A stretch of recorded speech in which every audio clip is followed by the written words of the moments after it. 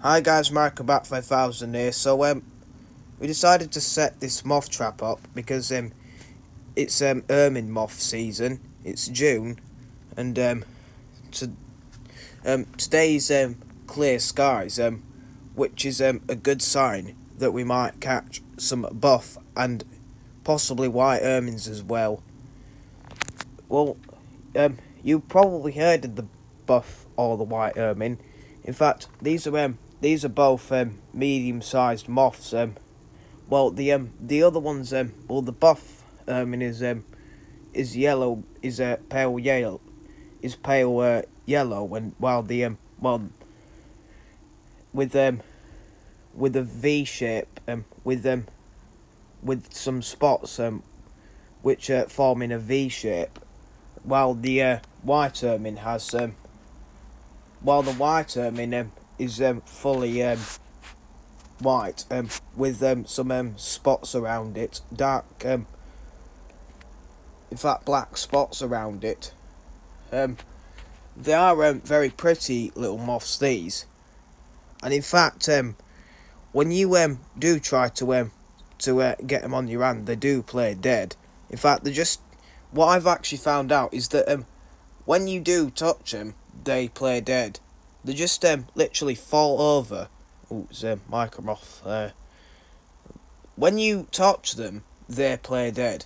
They just fall over, curl their tails up sometimes, and just pretend to be dead, hoping that you won't do anything to them, you won't hurt them or anything. In fact, I've actually caught a lot of them. I've caught them really regular last year. Caught a group of them, sometimes a large group of them, and whenever I take a photo of them and try to take a photo of them on my hand or something, they just act dead. When I try to pick them up, they just literally act dead. The common Quaker and the Muslim moth are two other species that do this. In fact, here's a picture of a Muslim moth acting dead. So this is quite unusual in the insect world, because I've never experienced a moth play dead before. In fact, I've heard of a lot of animals that play dead, such as the opossum and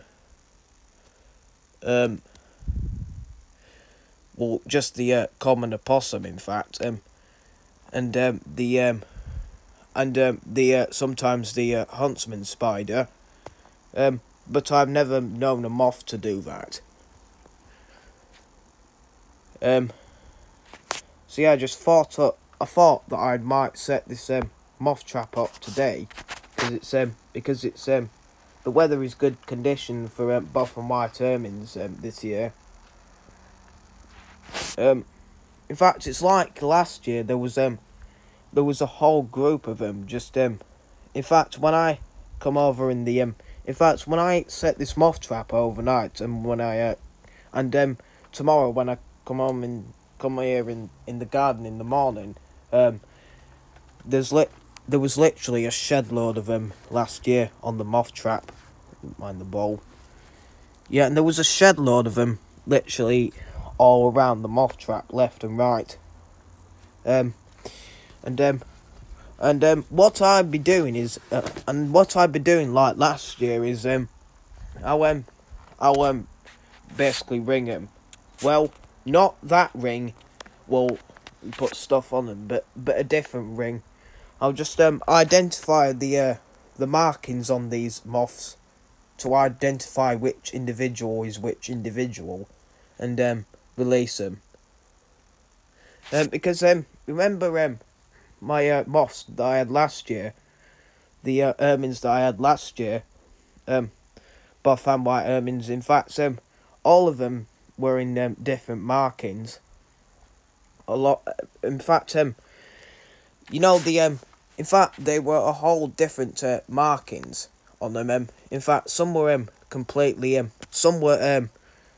bright, and some of them were quite almost invisible to say the least, or just pale, or in fact just dark to say the least, I should say. So yeah, just so yeah, in fact I do not hurt moths.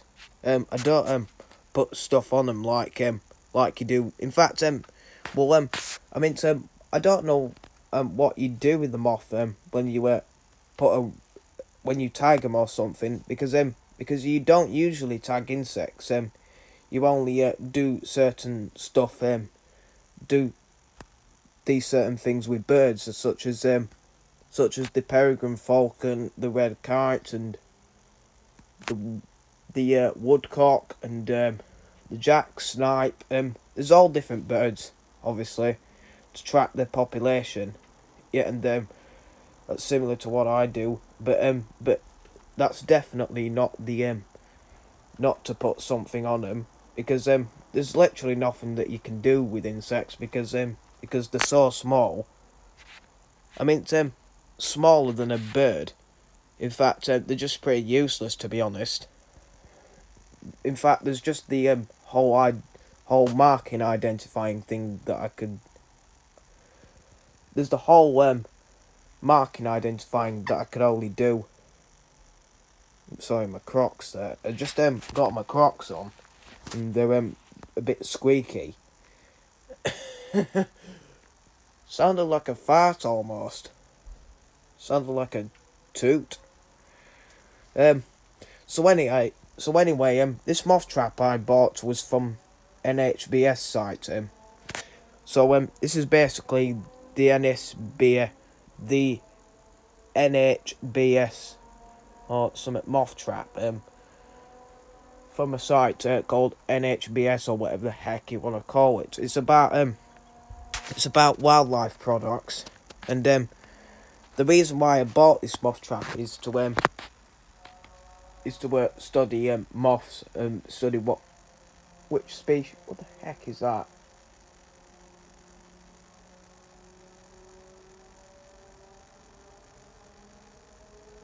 But it's my jackdaws, isn't it? Them little bruisers. What are they doing out in this dark already? I mean so yeah, there's just to identify which species is in the moth trap. I can already identify some species, like the large yellow underwing, the broad-bordered yellow underwing, which I caught sometimes occasionally last year, and even sometimes in my house. There's all different stuff I can identify. There's also the brimstone, the bird cherry ermine, the much smaller ones. There's the micro moths, and that, and others. So yeah, this is my moth trap set up for today. So anyway, I'll see you guys the next morning. I'll see you guys the next morning, and let's see how many moths we caught by the next morning. So anyways, see you guys later.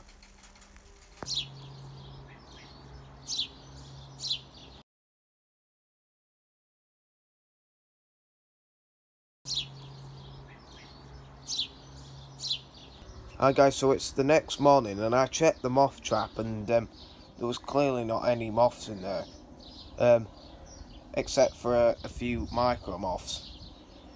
I mean, are you serious? I thought these ermine moths would get fooled by this moth trap, going this trap. I mean, it's like last year, there was loads in the moth trap, and obviously got fooled by the light. And it's just crazy how they didn't fall for it. Things.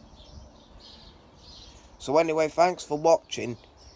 Hope you guys like, subscribe, leave a comment, and click the notification bell so you don't miss out on any new videos every week. See you.